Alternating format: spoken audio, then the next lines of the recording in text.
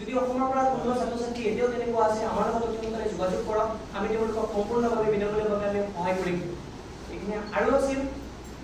আৰু আমাৰ next move কি হ'ব আপোনালোকে সুধি আছিল যে আমাৰ নেক্সট মুভ কি হ'ব সিজিপিৰ ফালৰ পৰা এইটো আমি আহ্বান জনাইছো সমগ্ৰ দেশতে বা আমি অসমত আহ্বান জনাব বিচাৰিম যিসকল চিনিয়ৰ জাৰ্নেলিষ্ট আছে চিনিয়ৰ এডভোকেট আছে বা ইন্টেলেকচুৱেল পাৰ্সোনেলিটি যিবোৰ আছে আমি তেওঁলোকৰ ওচৰত যাম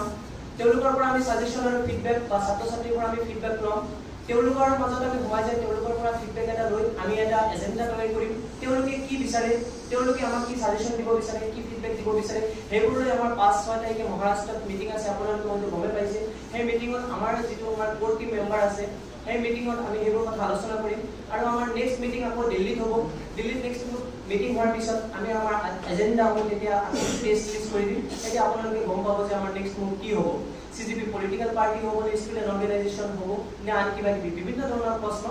সেই সময়ত আপোনালোকে উত্তৰ পাই যাব আহি আছিল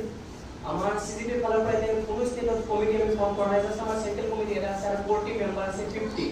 সেইটো অল ইণ্ডিয়া লেভেলত এতিয়া আমাৰ কি আছে আৰু আমাৰ সিজিপি সমৰ্থন আছে কিন্তু আমি এতিয়া অৰ্গেনাইজেশ্যন বা বাই কনষ্টিটিউশন এতিয়া একো কমিটি আমি ফৰ্ম কৰা নাই আমি অতি সোনকালে কমিটি ফৰ্ম কৰিম প্ৰতিটো ৰাজ্যত কমিটি হ'ব প্ৰতিটো বিশ্ববিদ্যালয় মহাবিদ্যালয় আমাৰ বহুত ধৰণৰ হ'ব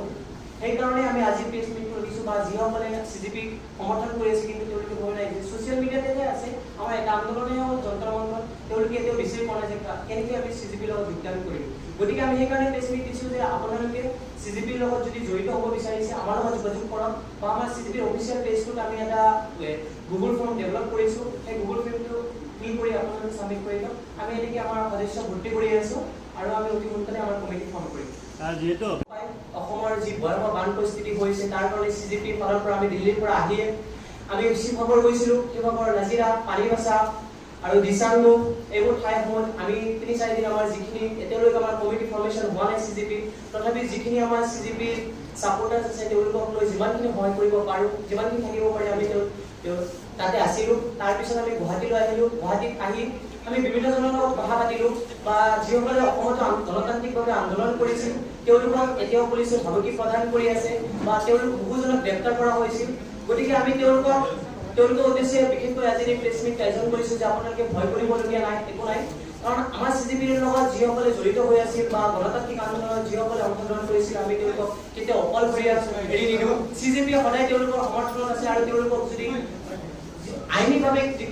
যিকোনো ধৰণৰ সহায় বা তেওঁলোকক যদি পুলিচে তেনেকুৱা ধৰণৰ ভাবুকি প্ৰদান কৰি আছে বা গ্ৰেপ্তাৰ কৰিম বুলি বা বিভিন্ন ধৰণৰ কথা বাৰ্তাত বা যদি তেনেকুৱা কিবা ধৰণৰ হৈ আছে আমাৰ লগত যোগাযোগ কৰক আমি সম্পূৰ্ণভাৱে তেওঁলোকক সহায় কৰিম আৰু যদি এতিয়াও অসমৰ কিছুমান ছাত্ৰ ছাত্ৰী যদি থানাত থাকিবলগীয়া হৈছে বা গ্ৰেপ্তাৰ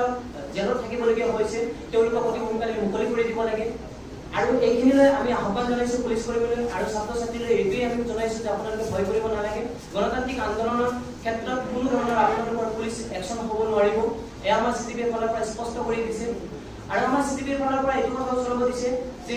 য'ৰে নহয় যিকোনো ৰাজ্যৰে নহওক যিকোনো জিলাৰে নহওক যিকোনো গাঁৱৰে নহওক যদি কোনোবা ছাত্ৰই বা ছাত্ৰীয়ে আমাৰ এই গণতান্ত্ৰিক আন্দোলনত অংশগ্ৰহণ কৰিছে আজি তেওঁক বা পুলিচে হওক বা আন কোনোবাই তেওঁলোকক আইনীভাৱে তেওঁলোকক ভাবুকি প্ৰদান কৰিছে তেতিয়াহ'লে তেওঁ ভয় কৰিবলগীয়া নাই সিজিপিৰ পৰিয়াল তেওঁৰ লগত আছে দিল্লীৰ পৰা আমাৰ কপিল সিব্বল ডাঙৰীয়াই আপোনালোকে জানে আইনী ব্যৱস্থা গ্ৰহণ কৰিছে আমাৰ স্প'ক পাৰ্চন সৌৰভ দাস আৰু ৰত্না এইখিনি আমাৰ লিগেল টিমখিনি চাই আছে গতিকে আমি তেওঁলোকক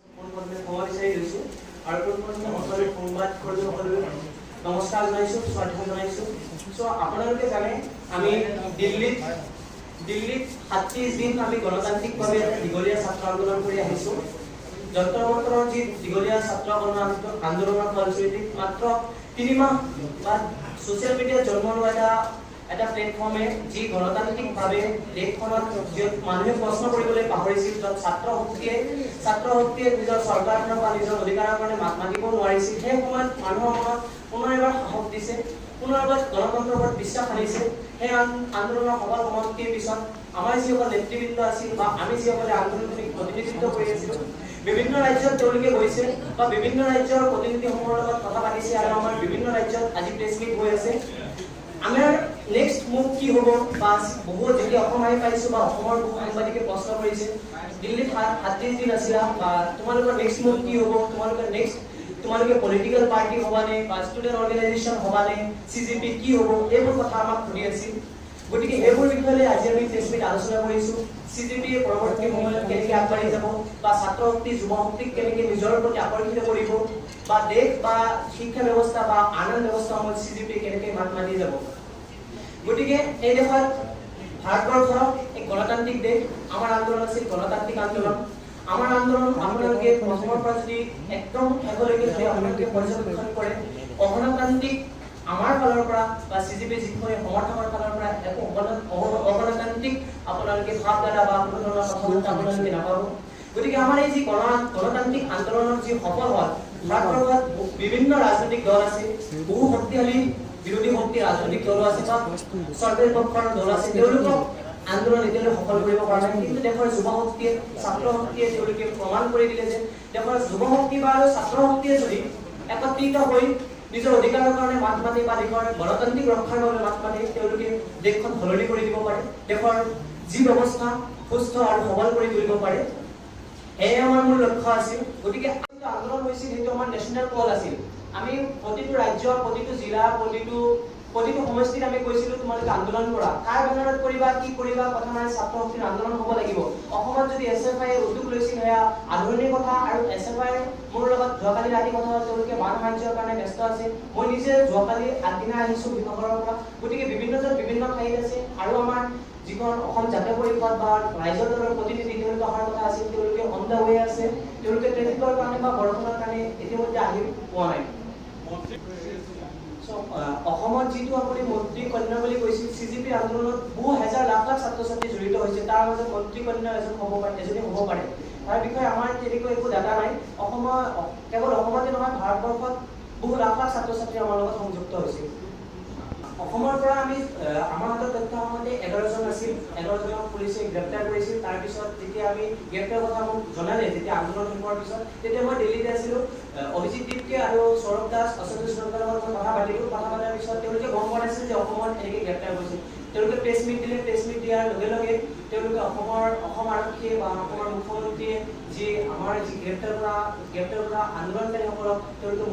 মুকলি কৰি দিছে বৰ্তমানলৈ আমি এনেকৈ গম পোৱা নাই যে বৰ্তমানত জেলত থাকিবলগীয়া হৈছে কাৰোবাৰ যদি হৈছে তেতিয়াহ'লে আমাৰ লগত যোগাযোগ কৰিবলৈ আমি আহ্বান জনাইছো অতি সোনকালে তেওঁলোকক মুকলি কৰি দিব লাগে চৰকাৰে আমাৰ লগত সঁহাৰি দিয়া নাই চৰকাৰে বাধ্যত পৰিছে চৰকাৰে বহু ইগোইষ্টিক চৰকাৰ বহু এটিটিউড থকা চৰকাৰ এই চৰকাৰ কাৰো ওচৰত হাৰ নামানে ছাত্ৰ শক্তি যুৱ শক্তি হাৰ মানিবলৈ বাধ্য কৰাইছে আৰু আমাৰ এজেণ্ডা আছিল আমাৰ আন্দোলনৰ মেইন এজেণ্ডাই আছিল যে আন্দোলনকাৰীৰ ওপৰত কোনো ধৰণৰ গোচৰ ৰুজু কৰিব নোৱাৰিব সোণম মংছু ছাৰৰ ৰিহাই আৰু যিসকল ছাত্ৰ ছাত্ৰীসকলে আত্মহত্যা কৰিছে তেওঁলোকৰ আৰ্থিক মানসিক সাহায্য প্ৰদান কৰা আৰু ধৰ্মেন্দ্ৰ প্ৰধান ইস্তাফা অলৰেডি গোটেইখিনি চৰকাৰে মানিবলৈ বাধ্য হৈছে এয়া আমাৰ দাবী আছিল চৰকাৰে আমাৰ প্ৰতি কোনো সঁহাৰি কৰা নাই আমাৰ দাবীসমূহে মানিছে যিকোনো খবৰৰ বাবে যোগাযোগ কৰক 9181 307 221 আমাৰ এই নম্বৰত